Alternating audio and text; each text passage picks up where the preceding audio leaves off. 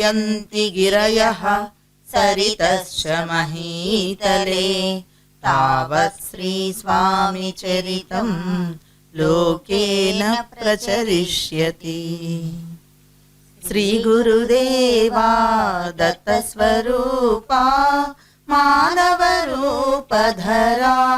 ऋषीश्वर पूर्वसनातन धर्मोद्धारण भक्त समुद्धरा पावन चरण।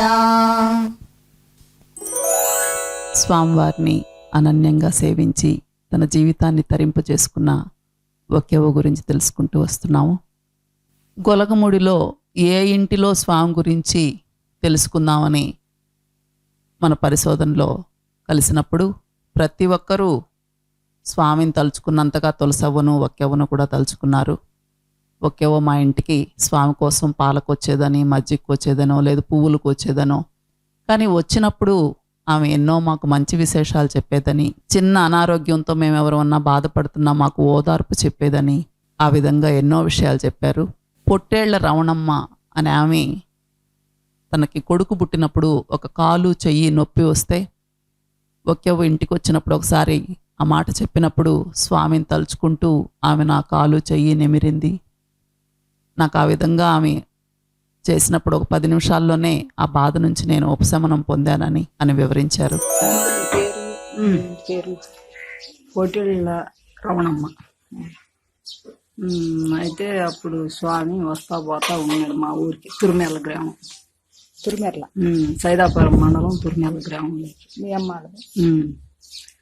ఆమెను వస్తా పోతా కలిచేట్లో ఉన్నాడు. నువ్వు ఎంత వయసు అప్పుడు? నీకెంత వయసు అప్పుడు? నాకు 12 సంవత్సరాలు ఉంటాయి. ఆమెను వస్తా పోతా ఉన్న తర్వాత ఒకరోజు అప్పుడు నడుస్తున్నాడా? అప్పుడు నడుస్తున్నాడు. వెంకటేశ్వరం అంటుంటే ఒరే మన ఊరంతా తిరుగుతున్నాడు కదా, మన ఊళ్ళో గూడు వచ్చాడు కదా. ఇక ఏడుకు వస్తే నా పెళ్ళిన తర్వాత వచ్చేవని ఆమె ఒక ఉంది. రోజు ఊళ్ళోకి వచ్చేది ఆయన. ఇంత మాత్రం ఉంటది. ఆయన చాలా భక్తురాలు దేవుడికి, సగభాగస్తురాలు అని. ఆమె వస్తే పాలకు వచ్చేది, పాలకి మధ్యకి పాలకు వచ్చేది. ఆమె పొగాకు వేసుకునేది, పొగాకు వచ్చేది. ఇంకా ఇట్లా వస్తున్నప్పుడు పొగాకు ఉంటే పెట్టి వస్తానమ్మా. ఆమె ఎక్కడికి వచ్చినప్పుడు నాకు బాగలేదు, నాకు కాలు నొప్పి వచ్చింది, కాలు చెయ్యి నొప్పిగా ఉంది. నాకు ఒక బాబు పుట్టున్నాడు. అవును కాలు నొప్పి అని అన్నపాట. ఎక్కడ నాయన అని చెప్పేసి ఇట్లా తగిలేదాన్ని. తాకితే మళ్ళీ 10 నిమిషాలకి ఎట్ట పోయేదాన్ని నొప్పి. తాకితే కాలు పడిగి ఇట్లా కాలు నొప్పవా నాకు నడవలేకున్నాను అని అంటే అవి కాలు ఇట్లా కొన వరకు ఎక్కడైనా అనేది తాకింది. 2 సార్లు అట్లా చేసింది. నాకు తగ్గింది కాలు. మళ్ళీ అట్లా జరిగిందమ్మా. ఒకసారి ఒక్కెవ్వ ఆహారం తీసుకోకుండా ఏడుస్తూ పడుకోనుంటే తులసవ్వ వెళ్ళి స్వామివారికి చెప్తుంది. ఆమెనే అడుగమ్మా ఎందుకు ఏడుస్తుందో అని స్వామివారు అనటం. అడిగితే స్వామివారు నన్ను 99 కడపళ్ళు ఎక్కాలని అన్నారు, ఇంక ఈ బ్రతికెందుకు, నాకు అన్నం నీళ్లు వద్దు, ఇలాగే చనిపోతాను అంటూ ఆమె బాధపడుతుంటే ఆమెను తీసుకుని స్వామి దగ్గరికి వచ్చి చెప్పినప్పుడు నువ్వు నేను ఒక్కెమ్మ ఒకే దిక్కు కదమ్మా అని స్వామివారు చెప్పడం, ఒక్కెమ్మకి జన్మ లేదని స్వామివారి ప్రమాణపత్రం రాయించటం, ఆ విధంగా ఆమె అనుగ్రహాన్ని పొందటం గురించి మహిమలూరుకి చెందిన మునుకూటి రామయ్య కోడలు పద్మావతి మనకి ఈ విషయాన్ని వివరించారు. అమ్మ తులసి అమ్మ పోయి స్వామి కాడికి, స్వామి ఒక్కమ్మ 4 రోజులు అయింది అన్నం నీళ్ళు లేదు, కొనుక్కొని మొహంతో కూడా ఆసుపత్రి ఆడుస్తుంది, ఏం స్వామి ఏం జరిగింది అని అడిగిందంట. అమ్మ ఏం జరగలేదు ఆమెనాడు పోయి ఇమ్మర జబద్ది అని పోయి ఒక్కమ్మ ఏమమ్మా కొనుక్కున్నావు లేయి అంటే ఇంకెందుకు నేను వేసేది లేని విషయం చెప్పాలమ్మా. స్వామి ఏమంటే రాబోయే జన్మలో 99 కడపల మీద కాలు పెట్టాలా అన్నాడు. అంటే అంటే జన్మ ఇవ్వాలా, జన్మ మీద ఎంత అభిప్రాయం ఉంటుందో 99 కడపలు అంటే ఎంత విల్లు ఎంత ఉన్నవాళ్ళని లెక్క. నాకేమన్నా జన్మ మీద ఆశ ఉందేమో చూడాలని స్వామి రాబోయే జన్మలో 99 కడపల మీద కాలు పెట్టాలి తులసమ్మ అన్నదంట. నాకు అవసరం లేదని అలిగి కొనుక్కొని నేనేదంట. తులసమ్మ అడిగితే తులసమ్మని టన్నన్నాను స్వామి అని చెప్పిందంట. రా పాదం స్వామి కాడికి అని స్వామి కాడికి తీసుకొని పోతే అమ్మా ఆమెకేమన్నా మళ్ళీ ఏమన్నా అభిప్రాయం ఉందేమోను అని చెప్పి నేను అడిగినాను. అడిగితే ఆమె ఏడుస్తా కొనుక్కుంది కాబట్టి తులసమ్మ ఒక్కమ్మ నువ్వు నేను ఒకరెక్కేనమ్మా ఎప్పుడైనా అన్నాడంట. అప్పుడు లేచి మొహం కడుక్కొని అన్నదంట. తులసవ్వ తర్వాత ఈ ఒక్కవ్వ దేహం చాలించింది. ఆఖరి రోజుల్లో తిరుమల శెట్టి వెంకయ్య, తూపిలి పిచ్చమ్మ ఒక 2 వారాల పాటు ఆమెకు సేవ చేశారు. చివరి క్షణాల్లో కూడా ఆమె తెలివిగానే ఉండి ప్రాణం విడిచిందని వీళ్ళ ద్వారా తెలిసింది. ఒకడు ఎవరన్నా ఇస్తే తినేదిలా, ఎవరన్నా కాఫీ ఇచ్చినా తాగేది కాదు. అక్కడ ఎవరిని తాకనిచ్చేదిలా ఒక్కవా అంటే నేను పోతే గుడ్డలు వేసేది ఆమె తిరిగేటప్పుడు. ఆమె కొనుక్కొని ఉన్నప్పుడు గుడ్డలు వేయటానికి ఎవరిని దాకనీయకుండా ఉంటే నీళ్ళు పోస్తానంటే నువ్వు పోస్తా అనేది పోస్తా, నేను పోయికుంటే ఎవరు పోస్తారు రా పోస్తా అనేది. నేను నా కలివి కాదు కదా ఎంగటన్నా నేను పట్టుకోలేదు. ఆయన నేను పట్టుకొని పోతే సందులో కోసం పెట్టేసి ఆయన వచ్చేస్తే నేను పోసేది. ఆమెనంటే మళ్ళా తీసుకొచ్చి పంపించేది, ఏమైనా మజ్జిగ దాపిచ్చేది, అట్లా చేసేది. ఆమెకేం బాగాలేకుండా వచ్చిందమ్మా?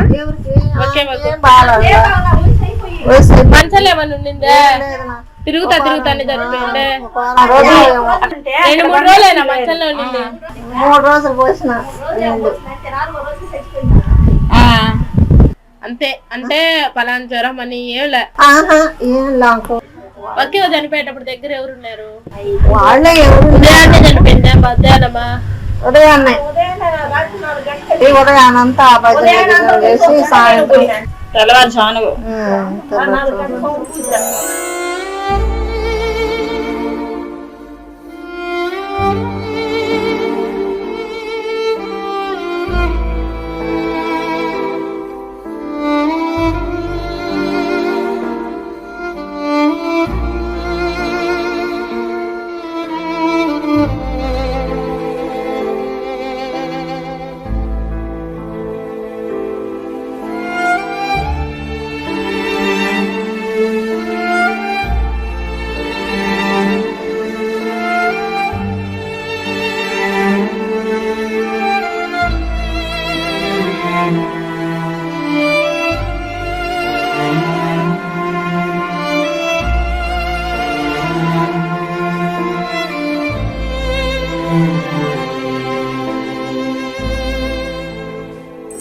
నిజంగా అయితే ఆమె ఏ రోజు మరణించిందో ఆ తేదీ మనకు తెలియదు.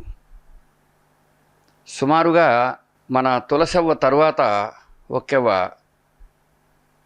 దేహయాత్ర చాలించింది. ఆ చాలించినప్పుడు ఎవరు తోడున్నారు? ఒక తూపిలి పిచ్చమ్మ ఉంది, ఒక వెంకయ్య ఉన్నాడు. వాళ్ళు మనకు బాగా పరిచయం. వాళ్ళంతా పెద్ద చదువుకున్న వాళ్ళు కాదు. ఆ తేదీలో రాసి పెట్టవలసినంతటి ప్రాముఖ్యం లేదు. ఏది ఏమైనా ఆమె ఫలానా సమయంలో దేహం విడిచిందనేది రూఢి. సరే, ఇంకొక విషయం ఏమిటి తెలుసా? ఆమె ఉన్నంత వరకు ఎలా ఉంది అని ఆలోచిస్తే స్వామి భావాలతో, స్వామి సాన్నిధ్యంలో స్వామిమయంగా బ్రతికింది. అది ఎంత ధన్యత! కనుక అవ్వ ధన్యురాలు. మనం ఇక రాబోయే వారాల్లో కూడా అనేక మంది స్వామి ఆశ్రితులు, భక్తులు, స్వామి గురించి చెప్పగలవారు, చెప్పినవారు, ఇలాంటి వాళ్ళ గురించి చెప్పుకుంటూ మన ప్రధాన లక్ష్యం మాత్రం స్వామి గురించిన, ఆయన దివ్య లీలామయమైనటువంటి ప్రబోధాత్మకమైన జీవితాన్ని గురించి మాత్రమే మనం ప్రధానంగా స్వీకరించి సత్సంగం నిర్వహించుకుంటాం. ఆ వ్యక్తులందరూ మనకు స్వామి కృపనందినటువంటి పూజనీయులే, గౌరవనీయులే, ఆత్మీయులే. కాకపోతే మనము వ్యక్తుల వ్యక్తిగత విషయాలు, ఇతరమైనవి మనకు అవసరం లేదు. మనకు అవసరమైనది ఏంటంటే వాళ్ళ జీవితాల ద్వారా స్వామి గురించి ఏమందుతుందనేది మాత్రమే. స్వామి దివ్యత్వం ఏమందుతుందనేది మాత్రమే.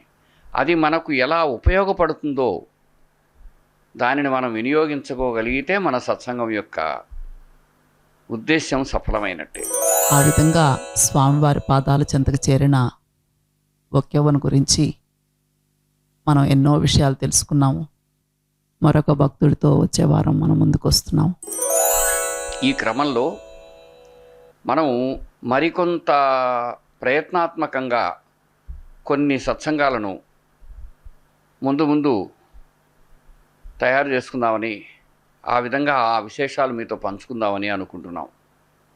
అభివృద్ధిదాయకమైన రీతిలో ఆలోచించి మనం వీలైనంత మెరుగ్గా స్వామి గురించి, మన లక్ష్యం మీకు తెలుసు కదా, ఈ ప్రపంచంలో చివరి మానవుడికి తెలియాల. అతడు అంగీకరించని మానని తెలియటం మాత్రం జరగాల. అది మన ఆశ, మన కోరిక, మన అభిలాష. ఎందుకని? స్వామి వంటి సత్పురుషుడు, అరుదైనటువంటి మహనీయ అవధూతమూర్తి మానవాళికి అందరికీ చెందినవాడు కావాలి. అటువంటి మహానుభావుడు గురించి చెప్పుకునే ధన్యతకు మనం ఎంతో గుండె ఉప్పొంగుతూ సంతోషిస్తూ ఈ సత్సంగం చేసుకుంటాం. కాబట్టి ఈ సత్సంగంలో ప్రతివారు స్వామి కృపాపాత్రుడే. ఎవరి వంతు ఏమి ప్రసాదించాలో అపార కరుణాసింధు అయిన స్వామి ప్రసాదిస్తూనే ఉంటారనే విశ్వాసంతో మనం సత్సంగం కొనసాగించుకుందాం. రాబోయే వారాల్లో ఎంతోమంది స్వామి భక్తుల ద్వారా స్వామి దివ్యత్వాన్ని ఆస్వాదిస్తాం. సత్సంగం కొనసాగుతుంది. ప్రస్తుతానికి సెలవు.